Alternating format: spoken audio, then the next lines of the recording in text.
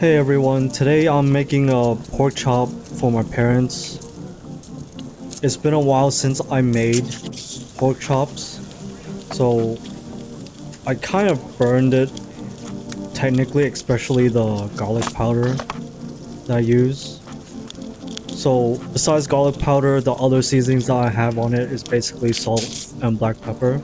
So I put the seasoning on it earlier that morning to dry brine it in the fridge for most of the day, and then I took it out at night, had it dry a little bit, and got the pan hot, maybe a bit too hot.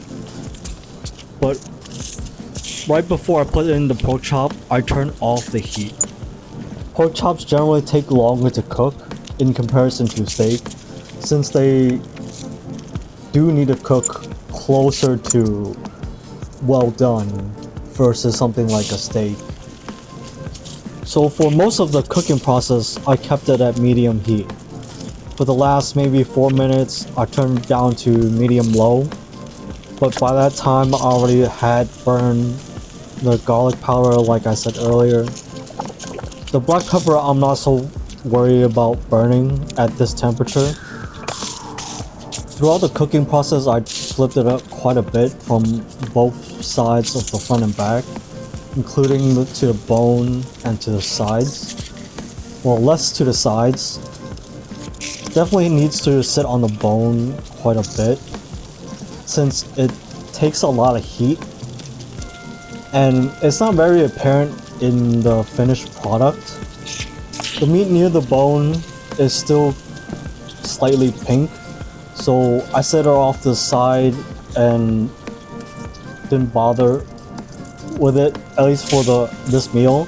But my parents did take the whole bone and put it in the soup to pretty much cook it and flavor up the soup. So roughly 20 seconds ago in the video, I added some butter. I don't really need a lot because I'm just flipping the pork chop a lot. It'll coat itself in the butter. I don't need to baste it.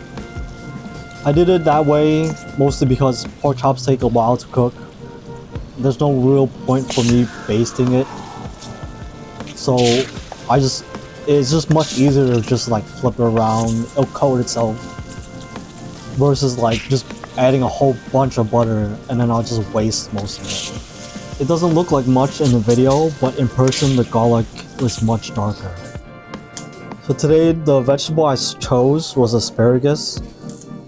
To get the tender parts, all you need to just do is bend one to snap part off, and you can just cut off the rest with a knife. Then it's just much easier than just bending them one by one.